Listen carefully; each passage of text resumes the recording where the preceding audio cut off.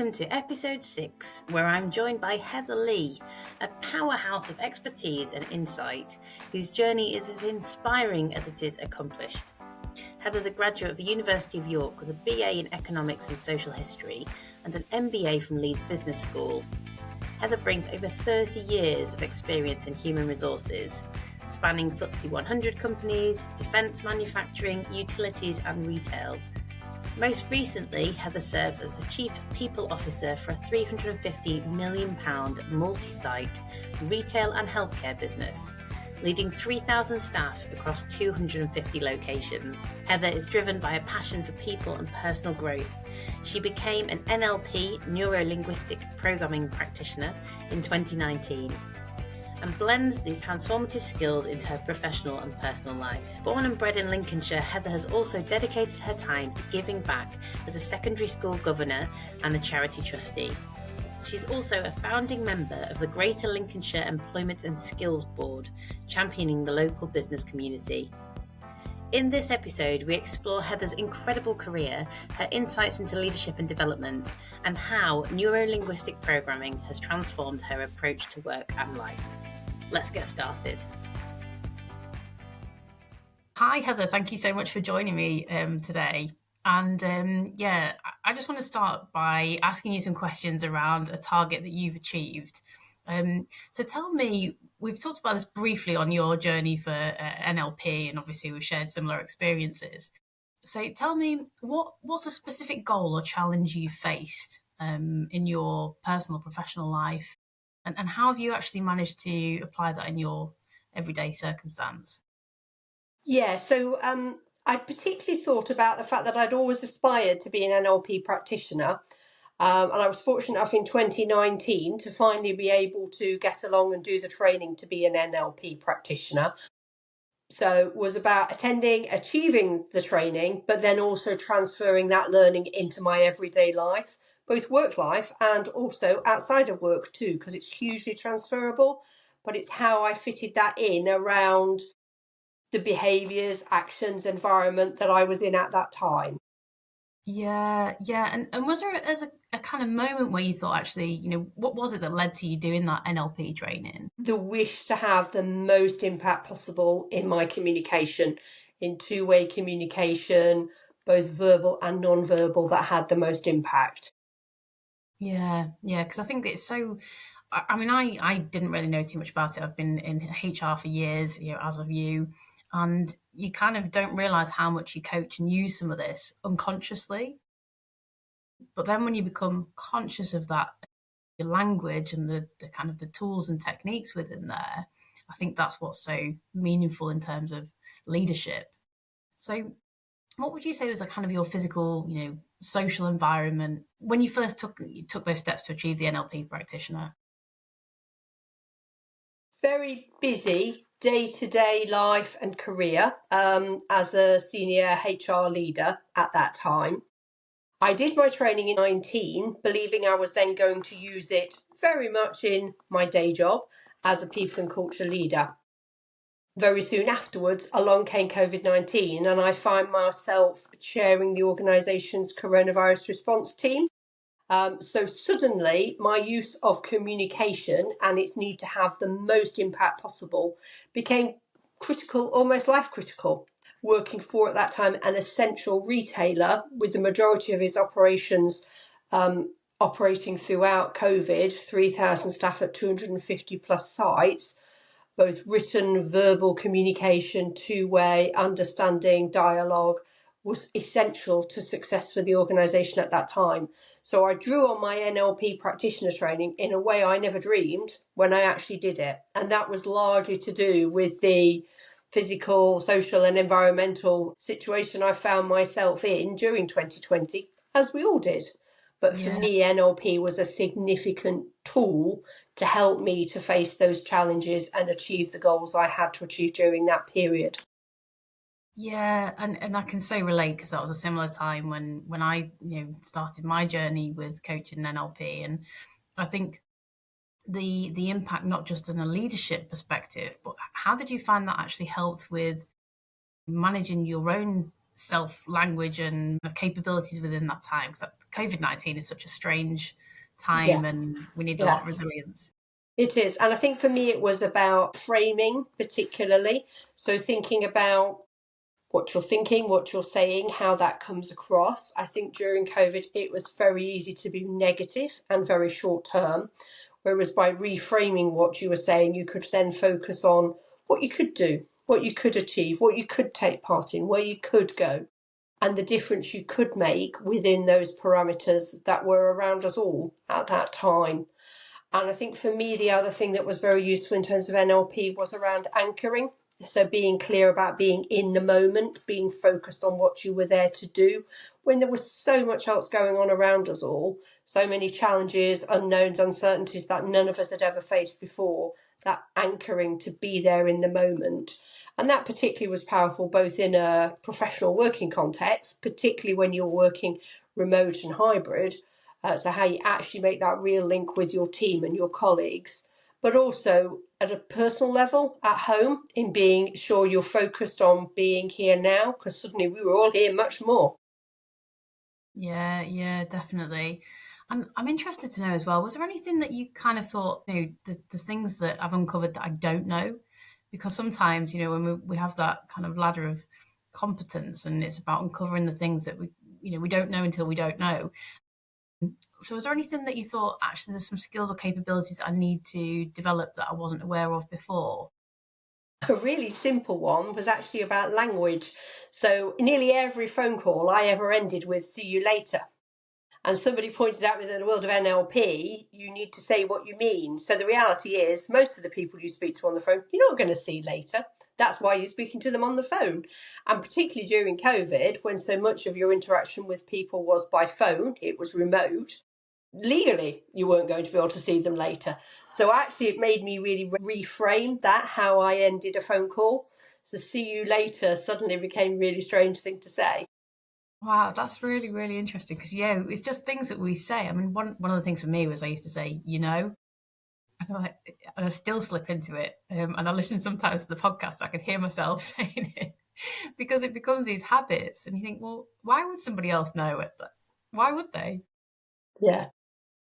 Was there anything else then that you thought there's any particular of your own beliefs or values that you had to maybe challenge during that time, or that got uncovered as part of that NLP practitioner course? I think it makes you much more self-aware of yourself and your impact on others and others' impact on you. So being positive about how you feel casts a very positive shadow over the day, the room, the event. And I think that shadow that we cast as leaders is very important to understand and be self-aware about. Yeah, definitely. Did you find that there was anything where, you had to really push yourself to be motivated, or, because there were some tough days in COVID, and Yeah, yeah. And I think for me, I'd always worked in an office environment with other people. So to suddenly be working remotely was very alien. And it made me really realise that I like to be with people. That was actually one of my drivers in life that I probably had never understood, been self-aware about, because it had always been there. It had always simply been an obvious part of working life. So to realise that you needed to seek people out, you needed to call them, you needed to set up a team or Zoom's call to have time face to face with them, because it wasn't happening naturally. We all lost those water cooler moments, didn't we? And I don't think I had really understood perhaps what office life gave to me in terms of that social interaction. I think, and as HR leaders, that was one of the big things where we said, actually, it's having that hybrid, because there was a lot of good that actually came out of COVID in terms of home working and flexibility, I think. But it's recognizing that we all need community, we all need people around us. And when that's stripped away, it's where do you find the balance? Yeah. Human beings are naturally social, whether they think they are or not. In reality, they are. It's just to differing degrees. And I think the degree of social isolation that people suddenly felt in that period really made them more aware of that. Yeah. So Did you find, achieving the NLP practitioner kind of changed your sense of identity, or that it's kind of changed how you see yourself in the world? It changed my sense of self, my understanding of my impact on others, and definitely my understanding of the impact of others on me. So particularly around being positive, not getting drawn up in the negatives, whether that's language, stories, behaviours, actions, but actually focusing on what can make a difference, what journey you've been on, and what you have achieved, and where you're going from here. So I think that future focus is really important.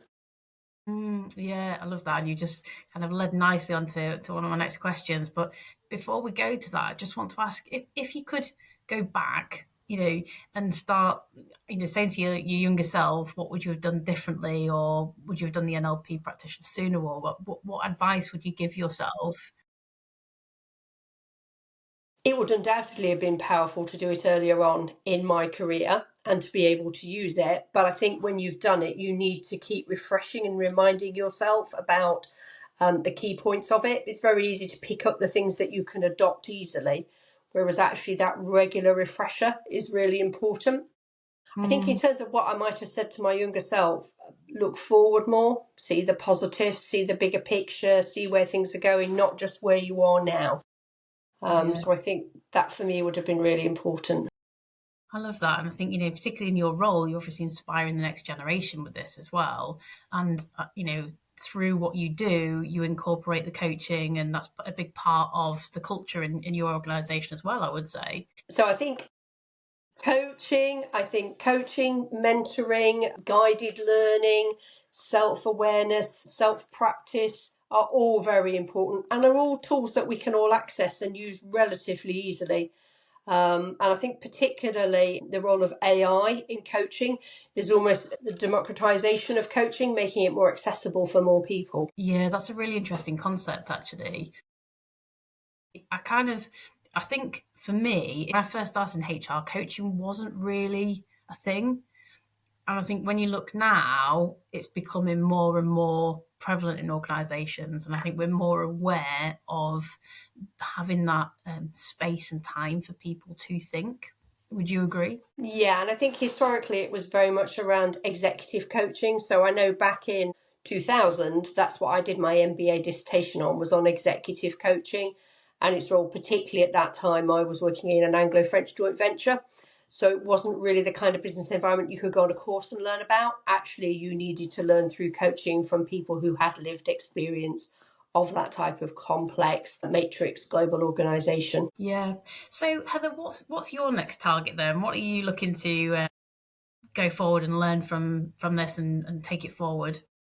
I think for me, it's about reminding myself of all the tools that I learned through NLP, not to keep just applying my favourite ones or the easiest ones, but actually going back and looking at the whole toolkit that being an NLP practitioner gives you and how I can use those to be the very best version of myself. Yeah. Love that. Love that. So, for our listeners out there, what's one piece of advice that you would give to someone listening today that perhaps feels a bit stuck or unsure about how to reach their next goals, and Write it down. Write down what you would like to achieve, what good would look like, what timescale you're putting on that, whether it's a week, a month, 5 years, and then visualize that. Visualize what would you be doing, what would it look like, what would it feel like, and that will help you to explore where you are now and where you aspire to get to and the journey that you're perfectly equipped to go on. I love that. And I think, the visualization for me is sometimes it can feel a little bit strange. And I talk to people and I say, really embody that. So what does it feel like? What does it look like? What does it sound like? What color is it? All those things that, as we know, kind of submodalities of that. It feels strange, but it's like when you actually look at top athletes, they imagine themselves crossing the finish line or hitting the ball in the goal or whatever that might be, and they actually do exactly that. Yeah, that visualization. And also you can use storytelling. What will it feel like? Or talk to other people who have achieved that, which particularly around performance coaching and high performance team working is something you can access examples of. But yes, that what would it feel like? What would I be doing? What would I be wearing? So the things I've heard people say is dress for the role you want to be in, not the role you're in. Yeah. Yeah. And do you still apply that? Do you still do the future focus on what you want and visualize that? Yes, so I think what people wear has probably relaxed a little over time, but definitely, yes, thinking about where I am, where I want to be, what I need to be doing to get there. If you don't know where you want to go, you're never going to get there. So, yeah. Yeah. I love that. Well, thank you so much for your time today. That's really insightful, and I think it's not just touched on how you've got to your goal, but also a lot of the NLP principles in there as well. So that's really, really interesting. Thank you, Heather. Okay, good. Happy to share. If you enjoyed this episode, please take a moment to rate the show or leave a comment. It really helps us reach more people. And don't forget to share it with anyone else who could use a little motivation today. Have a fantastic day and make sure you hit your targets.